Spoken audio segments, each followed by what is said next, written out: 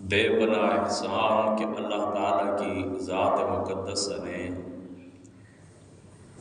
اس فانی زندگی کے اندر، اس ختم ہونے والی زندگی کے اندر ہمیں یہ عظیم دن جمعۃ المبارک کا عطا فرمایا، اور اللہ تعالیٰ کی بارگاہ پاک کے اندر دعا ہے کہ اللہ تعالیٰ یہ دن ہمیں بار بار نصیب فرمائے، اور اس دن کا اللہ پاک ہمیں ادب کرنے کی توفیق عطا فرمائے۔ اس دن کے صدقے جو لوگ دنیا سے چلے گئے ہیں، اللہ تعالیٰ ان کی مغفرت فرمائے، اللہ تعالیٰ ان کے درجات بلند فرمائے،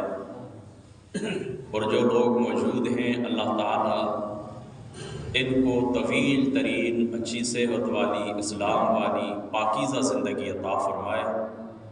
اور جب وقت وفات آئے تو اللہ تعالیٰ ایمان کی حالت میں ہمیں دنیا سے لے جائے۔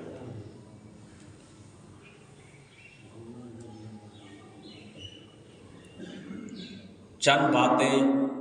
عقیدے کے حوالے سے اور کچھ باتیں عمل کے حوالے سے جو مختصر سا وقت ہے، اس وقت کے اندر میں آپ کے سامنے رکھتا ہوں۔ سب سے پہلے مشکات شریف کتاب السجود کی باب السجود کی ایک روایت ہے کہ حضرت ربیہ رضی اللہ تعالی عنہ یہ رسول پاک صلی اللہ تعالی علیہ وآلہ وسلم آپ کے غلام تھے، آپ کے نوکر تھے، آپ کے خادم تھے، حضور علیہ الصلوۃ والسلام کے صحابی تھے۔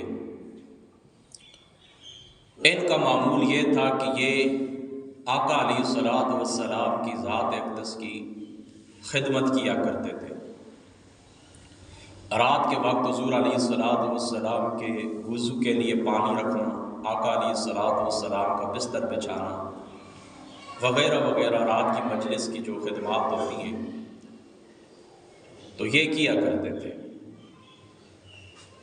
تو آقا علیہ الصلوۃ والسلام کی ذات اقدس نے ایک دن ان سے پوچھا کہ سل ربیہ، اے ربیہ مانگ کیا مانگتا ہے؟ ربیہ سے حضور علیہ الصلوۃ والسلام نے پوچھا مانگ کیا مانگتا ہے؟ حضرت ربیہ رضی اللہ تعالی عنہ آپ کہنے لگے اسألک مرافقتک فی الجنہ، یا رسول اللہ صلی اللہ علیہ وسلم میں آپ سے طلب کرتا ہوں کہ جنت کے اندر مجھے آپ کی ہم نشینی چاہیے، جنت کے اندر مجھے آپ کی مجلس چاہیے، جنت کے اندر میں آپ کے ساتھ رہنا چاہتا ہوں۔ یعنی جس طرح دنیا کے اندر میں آپ کا ہم مجلس ہوں، آپ کی صحبت سے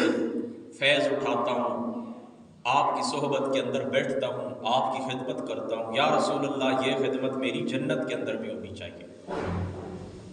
جنت کے اندر بھی یہ خدمت ہونی چاہیے۔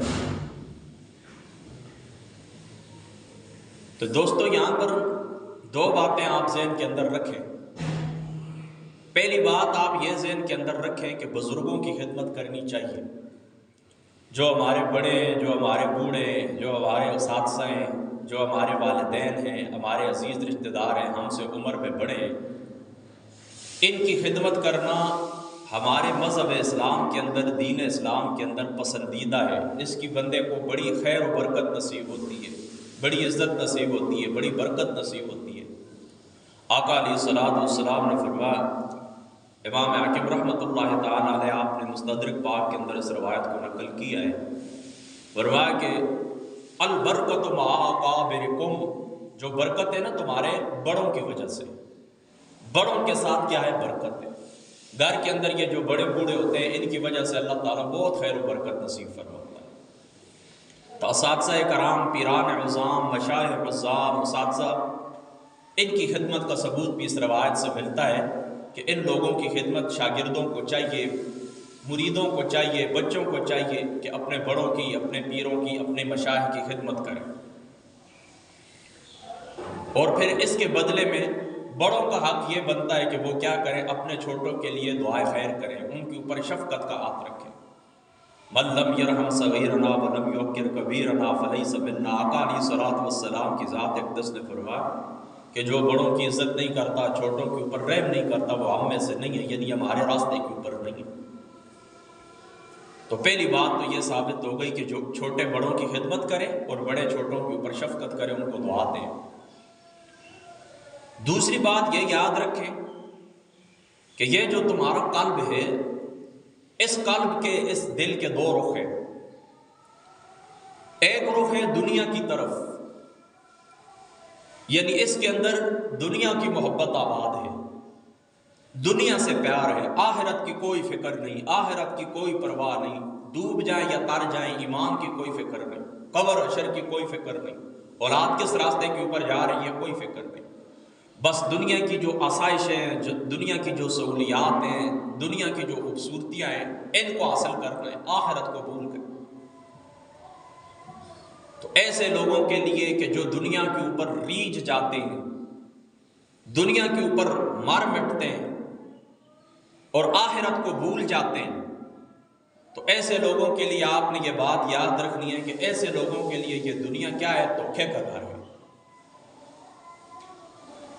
تو دل کا ایک رخ، قلب کا ایک رخ تو یہ کہ انسان کو 24 گھنٹے فکر ہو اپنی دنیا کی، آخرت کو وہ بھول جائے۔ اور قلب کا ایک رخ ہے جس کا رخ ہوتا ہے، قلب کا دوسرا پہلو یہ ہے کہ اس کا ایک رخ ہوتا ہے آخرت کی طرف،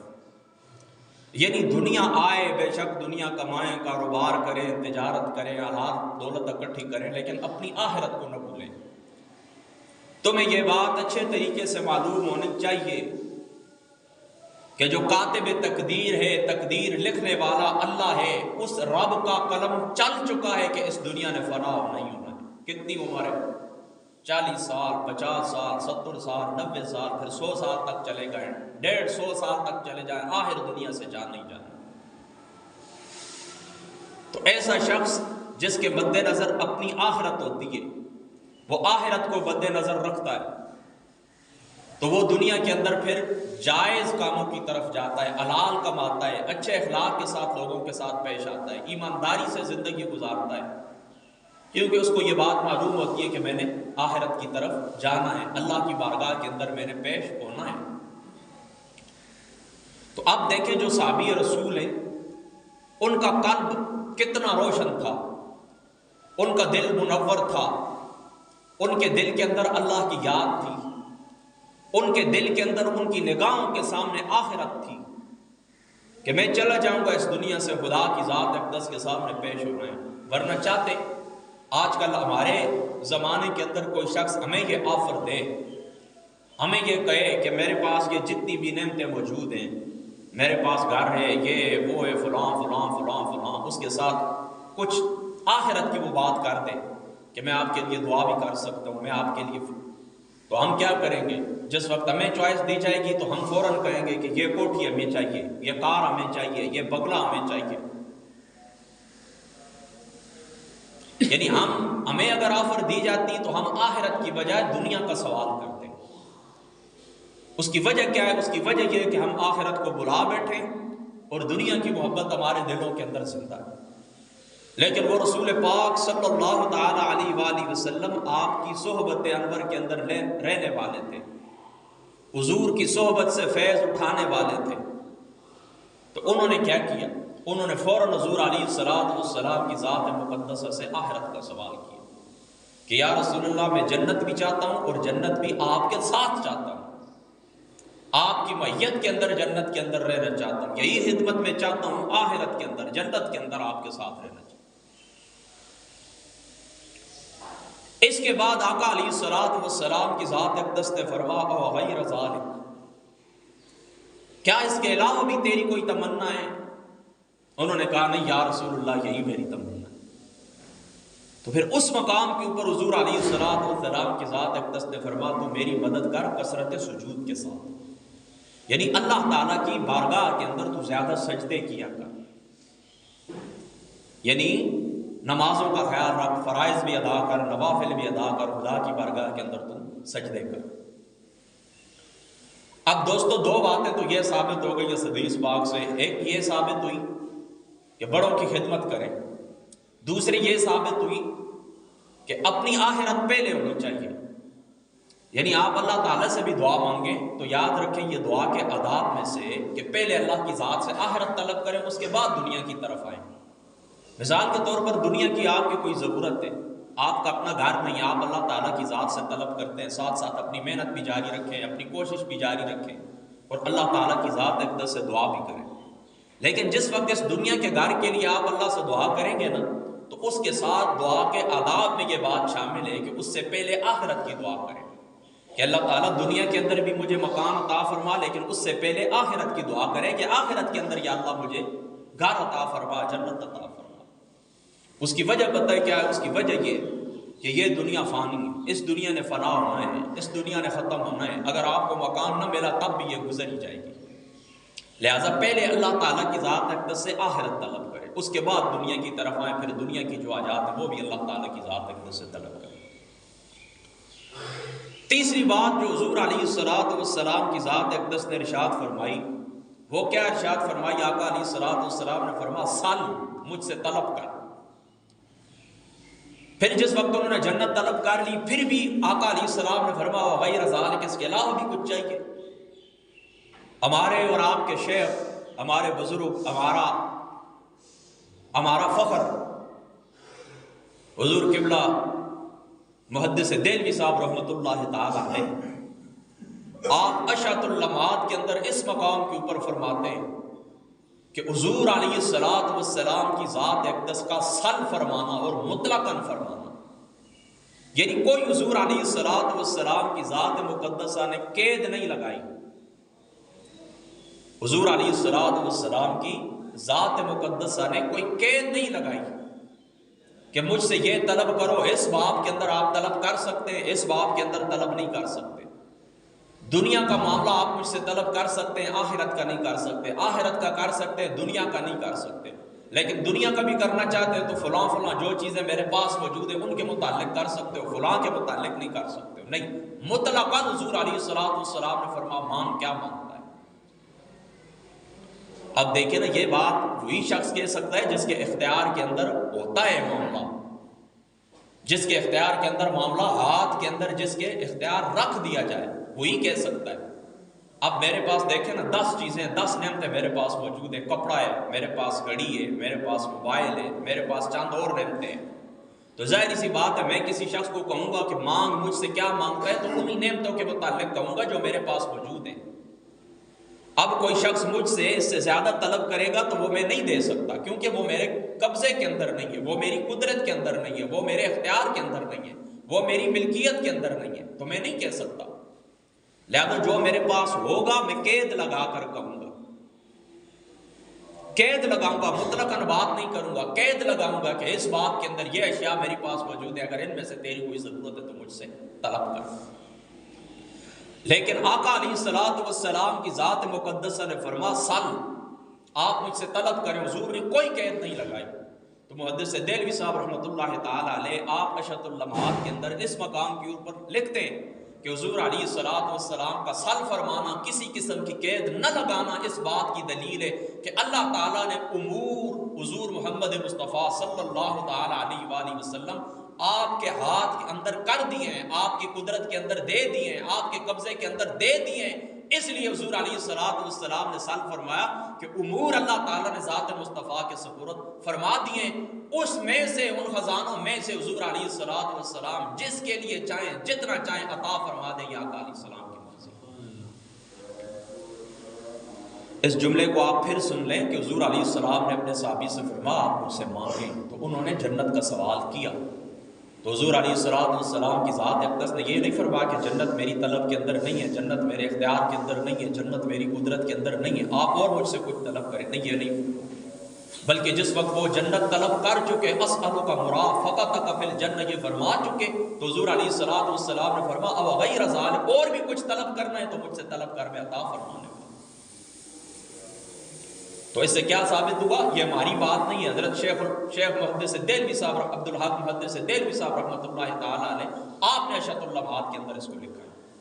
آپ نے لکھا ہے، آپ نے فرمایا طلب کر۔ تو اس حدیث پاک کی فقہ سے 3 باتیں ثابت ہو گئی کہ تیسری حضور علیہ السلام کی جو ذات مقدس ہے، حضور علیہ السلام کی ذات مقدس نے کیا فرمایا کہ آپ مجھ سے طلب کر۔ تو اس سے ثابت ہوا کہ ہمارا جو عقیدہ ہے اختیار مصطفیٰ کا، وہ حضور علیہ السلام آپ کا یہ فرمان ہے، اور محدث دہلوی صاحب رحمۃ اللہ تعالی علیہ آپ نے اس حدیث پاک کی شرح کے اندر اس عقیدے کو واضح کیا ہے۔ اب چوتھی بات ذہن کے اندر رکھیں، چوتھی بات کیا ہے؟ جب یہ بات ہو چکی، پھر حضور علیہ السلام نے فرمایا کہ اب تو کیا کر، اب تو کیا کر، اب تو یہ کر کہ کثرت سجود کے ساتھ میری مدد کر۔ یعنی جنت تو تجھے عطا ہو گئی، میرے ساتھ میری معیت تجھے عطا ہو گئی، تو نے سوال کیا، میں نے تجھے عطا کر دیا، اللہ کے اذن سے عطا کیا۔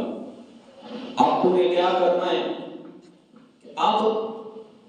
کثرت سجود کے ساتھ تمہیں میری مدد کرنی ہے۔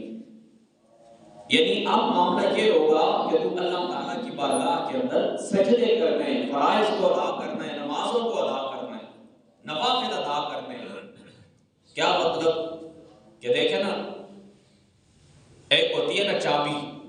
تالے کی کنجی، اور وہ اب اس طرح ہے کہ یہ جو کلمہ طیبہ ہے، میری ذات اقدس کے اوپر ایمان رکھنا ہے،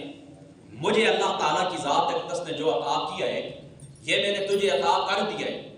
لیکن اس کے ساتھ یہ بات یاد رکھو کہ عمل سے غافل نہیں ہونا۔ یہ جو چابی ہوتی ہے، عمل اس کے دندانے ہوتے ہیں۔ اب دیکھیں نا، چابی آپ تالا کھولتے ہیں، کھل جاتا ہے، لیکن کب کھلتا ہے؟ کہ جب اس چابی کے دندانے بھی ہوتے ہیں۔ تو یہ تمہارے اعمال ہیں، خبردار ان اعمال سے کبھی غافل نہیں ہو۔ یہ اعمال کیا کریں گے؟ جنت کے اندر تیرے بلندی درجات کے کام آئیں گے۔ یعنی اپنے تیرے کہنے کے اوپر جنت عطا فرما دی، اب ساتھ سجدے بھی کر رہے ہیں، اس کے اندر کیا ہوگا کہ جنت کے اندر تیرے درجات بلند ہوتے ہیں۔ یہ تو ہو گئی نا ایک بات ہمارے عقیدے کے متعلق، کہ ہمارا عقیدہ کیا ہے کہ اللہ تعالیٰ کی ذات اقدس نے محمد مصطفیٰ صلی اللہ تعالیٰ علیہ وآلہ وسلم آپ کی ذات مقدسہ کو اختیار عطا فرمائے۔ حضور علیہ السلام کے دست قدرت کے اندر اللہ تعالیٰ نے خزانے کر دیے۔ حضور علیہ السلام کی ذات اقدس ان خزانوں میں سے اللہ کے اذن سے جس کو جتنا چاہے عطا فرما دے۔ اب آگے بڑھیں، دوسری بات، اسی کتاب الصلاۃ کی روایت ہے مشکات شریف کی، تشہد کے باب کے اندر حضرت عبداللہ ابن مسعود رضی اللہ تعالیٰ عنہ آپ اس حدیث پاک کے راوی ہیں۔ حضور علیہ السلام کی جو ذات مقدس ہے، وہ کہتے ہیں کہ پہلے نماز کے اندر حضرت عبداللہ ابن مسعود فرماتے ہیں کہ ہم اللہ کی ذات اقدس کے اوپر سلام کی، یعنی اللہ تعالیٰ کے اوپر سلام ہو، جبریل کے اوپر سلام ہو، میکائیل کے اوپر سلام ہو، اسرافیل کے اوپر سلام ہو، اور فلاں فلاں کے اوپر، یعنی اللہ تعالیٰ کے جو محبوب بندے ہیں ان کے اوپر سلام ہو۔ نماز کے اندر پہلے یہ ہوتا تھا۔ تو حضور نبی پاک صلی اللہ تعالیٰ علیہ وآلہ وسلم آپ کی ذات مقدسہ نے اس چیز سے ہمیں منع فرما دیا۔ حضور کی ذات اقدس نے اس چیز سے ہمیں منع فرما دیا۔ فرما اس طرح نہ کہا کرو کہ اللہ تعالیٰ سلام ہے، اللہ تعالیٰ کے اوپر سلامتی ہو۔ فرما اللہ تعالیٰ کی ذات اقدس تو ہے ہی سلامتی والی، اللہ تعالیٰ کی ذات اقدس تو ہر عیب سے پاک ہے، سلامتی والی ذات ہے، اور اسی سے سلامتیاں ملتی ہیں۔ آپ کو جو سلامتی ملتی ہے، صحت ملتی ہے، خیر ملتی ہے، سلامتی ملتی ہے، یہ اللہ تعالیٰ کی طرف سے۔ اللہ تعالیٰ خود بھی سلامتی والی ذات ہے، اور اللہ تعالیٰ کی ذات اقدس سے سلامتی ملتی بھی ہے۔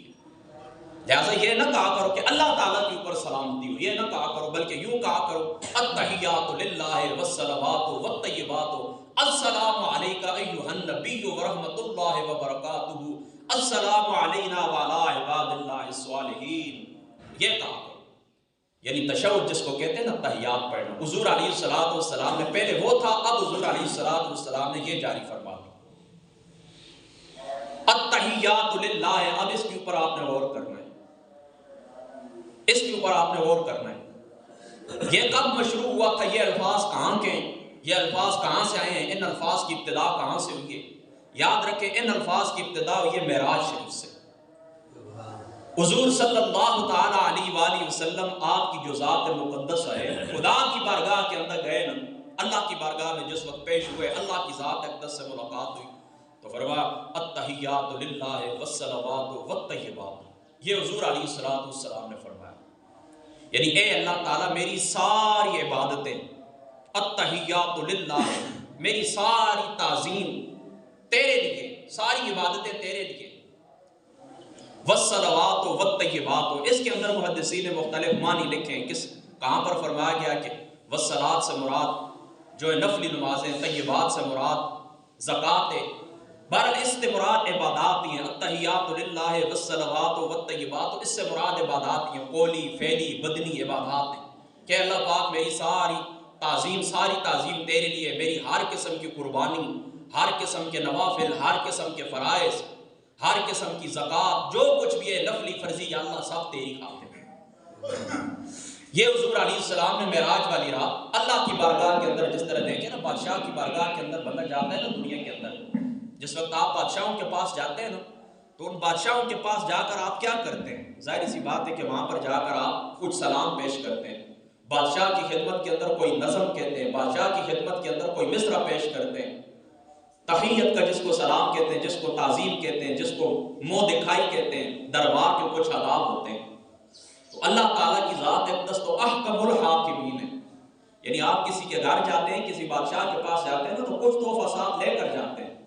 جو اس بادشاہ کی شایان شان ہوتا ہے، یعنی آپ کسی سے دیکھیں نا ملاقات کرتے ہیں نا وہ بندہ کس قسم کا ہے، کوئی عالم ہے، کوئی پیر ہے، کوئی فقیر ہے، آپ کا کوئی استاد ہے، آپ کا سسرال ہے، کوئی بھی ہے، تو اس کی شان کے مطابق آپ تحفہ لے کر جائیں گے، شادی کے اوپر جائیں گے کوئی میٹھا آپ لے کر چلے جائیں گے، کچھ نذرانہ لے کر چلے جائیں گے، بادشاہ کی خدمت میں جائیں گے اس کی شان کے مطابق لے کر جائیں گے، استاد کی خدمت میں جائیں گے اس کی شان کے مطابق لے کر جائیں گے، اپنے سید کی بارگاہ میں سید زادے کے پاس آئیں گے، مسجد امام کے پاس آئیں گے، اپنے ابو کے پاس جائیں گے، والدہ کے پاس جائیں گے، بیوی سے ملاقات کریں گے، اس کی حیثیت کے مطابق، اس کی شان کے مطابق آپ تحفہ پیش کریں گے۔ تو اللہ تعالیٰ کی ذات اقدس احکم الحاکمین ہے، محمد مصطفیٰ صلی اللہ تعالیٰ علیہ وآلہ وسلم آپ اللہ تعالیٰ کی بارگاہ کے اندر گئے تو کیا تحفہ لے کر گئے؟ التحیات للہ والصلوات والطیبات، یہ تحفہ حضور علیہ السلام اللہ کی بارگاہ کے اندر لے کر گئے۔ اب جب آپ نے یہ بات یہاں تک سمجھ لی تو یہ بات کس نے کہی؟ حضور علیہ السلام نے فرمائی۔ اب اس کے جواب میں اللہ تعالیٰ نے کیا فرمایا؟ السلام علیک ایھا النبی ورحمۃ اللہ وبرکاتہ۔ اللہ تعالیٰ نے فرمایا السلام علیک ایھا النبی، اے میرے محبوب محمد مصطفیٰ صلی اللہ تعالیٰ علیہ وآلہ وسلم، میں رب تیری ذات اقدس کے اوپر سلامتی بھیجتا ہوں۔ یہ جملہ کس کا ہوا؟ یہ فرمان کس کا ہوا؟ اللہ تعالیٰ۔ اب جبریل علیہ السلام پاس کھڑے تھے، وہ فرمانے لگے السلام علیک ایھا النبی، یہ تو اللہ تعالیٰ نے فرمایا نا ایھا النبی ورحمۃ اللہ وبرکاتہ، السلام علینا وعلی عباد اللہ الصالحین، اشہد ان لا الہ الا اللہ واشہد ان محمدا عبدہ ورسولہ۔ یہ کس نے کہا؟ جبریل علیہ السلام نے کہا السلام علینا وعلی عباد اللہ الصالحین، ہمارے اوپر بھی سلامتی ہو، وعلی عباد اللہ الصالحین، اور اللہ تعالیٰ کے سارے صالحین جو نیک بندے فرما ان کے اوپر سلامتی۔ اب یہاں پر دیکھیں نا، پہلا جملہ تھا حضور علیہ السلام کا، دوسرا تھا اللہ تعالیٰ کی ذات اقدس کا، تیسرا تھا حضرت جبریل علیہ السلام کا۔ تو یہ آپ کی تحیات بن گئی، اس کو حضور علیہ السلام نے نماز کے لیے جاری فرما دی۔ فرما تشہد کے اندر جس وقت آپ بیٹھیں گے نا تو آپ یہ پڑھیں گے، وہ پہلے والی جو عبارت تھی کہ اللہ کے اوپر سلامتی ہو، جبریل کے اوپر سلامتی ہو، میکائیل کے اوپر سلامتی ہو، وہ حکم حضور علیہ السلام نے منسوخ فرما دیا، اور یہ جو معراج والی رات کا جو تحفہ تھا حضور علیہ السلام نے اس کو جاری فرما دیا۔ اب دیکھیں اس میں آپ کے لیے کیا سبق، یعنی جو عقیدہ میں آپ کو بیان کرنا چاہتا ہوں اس میں آپ کے لیے کیا ہے، اس بات کے اوپر اب آپ نے غور رکھنا ہے۔ دیکھیں محدثین نے اس کی شرح کے اندر دو باتیں لکھی ہیں۔ ایک بات تو انہوں نے یہ لکھی ہے کہ یہ ایک آیت ہے،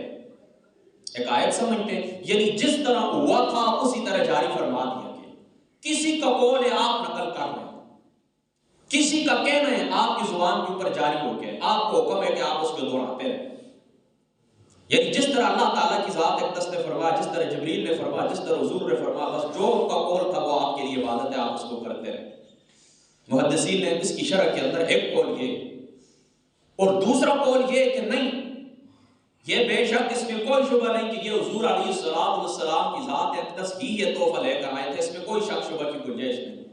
لیکن یہ جو اتحیات آپ پڑھتے ہیں نا تو یہ حکایتاً نہیں پڑھتے، یعنی اللہ کا رسول اللہ کا قول نقل نہیں کرتے، بلکہ آپ انشاء کے طور کے اوپر پڑھتے ہیں کہ السلام علیکا ایھا النبی ورحمۃ اللہ وبرکاتہ۔ یہ اس طرح آپ نہیں کہتے کہ اللہ تعالیٰ نے یوں کہا ہے، بلکہ آپ اپنی طرف سے حضور محمد مصطفیٰ صلی اللہ علیہ وسلم آپ کی ذات اقدس کو سامنے رکھ کے حاضر رکھ کے کہتے ہیں السلام علیکم ایھا النبی، اے محمد مصطفیٰ آپ کی ذات اقدس کے اوپر سلامتی ہو۔ کیوں؟ فرمایا کہ کائنات کے اندر یاد رکھے جو بھی اجسام ہیں، جو بھی ممکنات ہیں، جو بھی وجود ہے، کائنات کے ذرے ذرے کے اندر حقیقت مصطفیٰ موجود ہے۔ تو بالکل جس طرح کائنات کے ہر ذرے کے اندر حقیقت مصطفیٰ موجود ہے، اس طرح تیرے بدن کے ایک ایک ذرے کے اندر حقیقت محمدیہ موجود ہے۔ تو فرما حضور محمد مصطفیٰ کو حاضر جان کر کہے السلام علیکم ایھا النبی۔ اب آپ سمجھ گئے نا، یہ ہمارا عقیدہ، السلام علیکم ایھا النبی اور الصلاۃ والسلام علیک یا رسول اللہ، اس کے اندر بالکل کچھ تک فرق بھی نہیں۔ جس طرح نماز کے اندر حضور محمد مصطفیٰ کی ذات اقدس کو حاضر سمجھ کر السلام علیکم ایھا النبی کہتے ہو، بالکل اسی طرح نماز کے بعد السلام علیکم یا رسول اللہ، الصلاۃ والسلام علیک یا رسول اللہ پڑھ سکتے ہیں۔ اور دیکھیں نا، یہ میں نے اپنی طرف سے نہیں کہا، چاہے محدث دہلوی صاحب رحمۃ اللہ تعالیٰ علیہ آپ کے اشرف النمات کو اٹھا کے دیکھیں، اور مشکات شریف کا یہ کتاب الصلاۃ، کتاب التشہد کی غالباً پہلی یا دوسری حدیث ہے۔ اس حدیث پاک کو جس طرح میں نے بیان کیا آپ اس کو پڑھیں اور اس کی شرح کے اندر دیکھ لیں کہ محدث دہلوی صاحب نے یہی الفاظ لکھے یا نہیں لکھے۔ یہ میں ذمہ دار ہوں اس چیز کا، تو یہ اپنا یہ عقیدہ بھی پکا رکھیں، یاد رکھیں جس وقت بھی نماز پڑھے نا السلام علیکم ایھا النبی کہیں تو حضور محمد مصطفیٰ کو اپنے بدن کے اندر حاضر جان کر حضور کی ذات اقدس کے اوپر سلامتی بھیجا کریں، حضور کی ذات اقدس کو سلام کیا کریں۔ شہزاد کتنی دیر تک پونے تک ختم کر لیں؟ ٹھیک، چلو اگلی حدیث پاک تو پھر نہیں پڑھ سکتا، لیکن چلو اسی کے اندر آگے جو بات رہتی ہے وہ بھی آپ ذہن کے اندر رکھ لیں۔ اگلے الفاظ جو جبریل علیہ السلام کے تھے وہ کیا تھے؟ السلام علینا وعلی عباد اللہ الصالحین، ہمارے اوپر بھی سلامتی ہو اور اللہ تعالیٰ کی ذات اقدس کے جتنے بھی صالح بندے دنیا کے کسی بھی کونے کے اندر بستے فرماتے ہیں ان کے اندر بھی سلامتی ہو، ان کے اوپر بھی سلامتی ہو، وعلی عباد اللہ الصالحین، تمام صالحین کے اوپر کیا ہو؟ سلامتی ہو۔ دوستو یہ بات آپ نے یاد رکھنی ہے کہ صالحیت کے مختلف درجات ہوتے ہیں، یعنی جو لوگ اولیاء اللہ ہوتے ہیں نا، نیک بندے ہوتے ہیں اللہ تعالیٰ کے، ان کے مختلف درجے ہوتے ہیں۔ صالحیت کا پہلا مرتبہ یہ، صالحیت کا یاد رکھیں، کم از کم صالحیت کا مرتبہ یہ کہ اللہ تعالیٰ کی ذات اقدس کے علاوہ دل کے اندر کسی ذات کا خوف نہ رکھیں۔ یعنی کم سے کم جس بندے کو آپ صالح کہہ سکتے ہیں، اللہ کا نیک بندہ کہہ سکتے ہیں، اللہ تعالیٰ کا نیک بندہ وہ ہوتا ہے کہ جو فرائض کو ادا کرتے ہیں، جو اللہ تعالیٰ نے حکم دیے ان کاموں کو پورا کرتا ہے، جن باتوں سے رب تعالیٰ کی ذات اقدس نے منع کیا ہے ان کاموں سے رک جاتا ہے، اور اللہ تعالیٰ کی ذات اقدس کے علاوہ کسی کو خوف نہیں رکھتا کہ مجھے نقصان ہو جائے گا، مجھے فلاں بندہ نقصان دے دے گا، فلاں بندہ میرے اوپر جادو کرے گا، فلاں تعویذ کرے گا، میرا کام رکوا دے گا، یہ وہ کسی قسم کا خوف نہ رکھے۔ یہ صالحیت کا پہلا درجہ ہے۔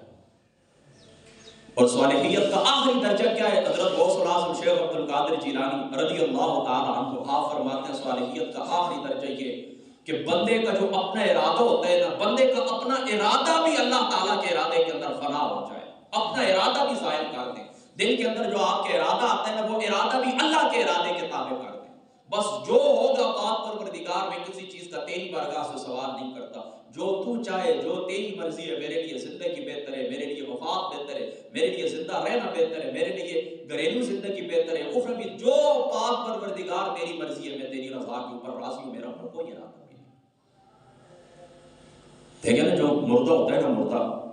جو دھونے والا ہوتا ہے نا، جس کو کہتے ہیں غسال، غسل دینے والا، اب کیا ہوتا ہے مردہ اس کی اپنی کچھ حرکت بھی نہیں ہوتی،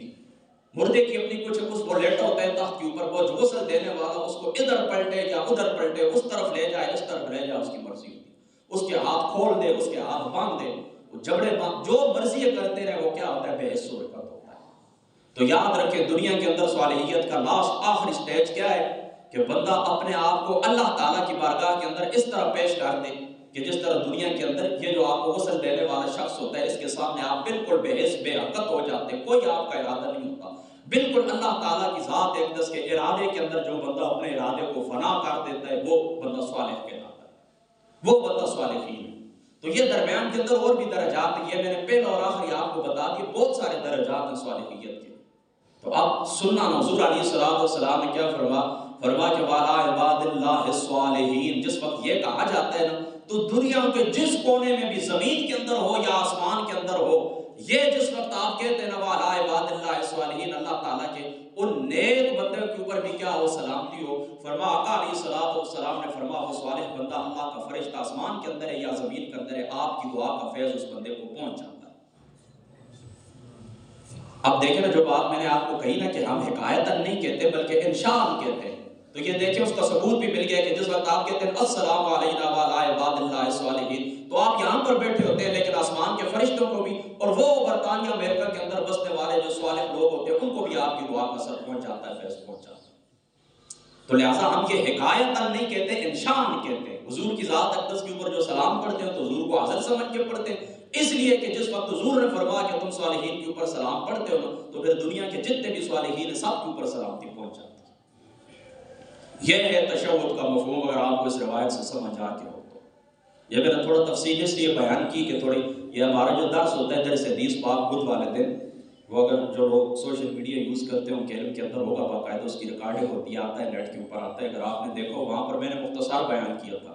کیونکہ وقت تھوڑا سا ہوتا ہے، نصف گھنٹہ ہوتا ہے، اس کے اندر 8-10 احادیث مبارکہ پڑھنی ہوتی ہیں، تو وہاں پر میں نے اتنی تفصیل نہیں بیان کی تھی، لیکن آج کی اس نشست کے اندر جمعۃ المبارک کے اس پروگرام کے اندر میں نے تفصیلی بات اس لیے بیان کی ہے کہ آپ کو آپ کا عقیدہ معلوم ہونا چاہیے کہ ہمارا عقیدہ کیا ہے۔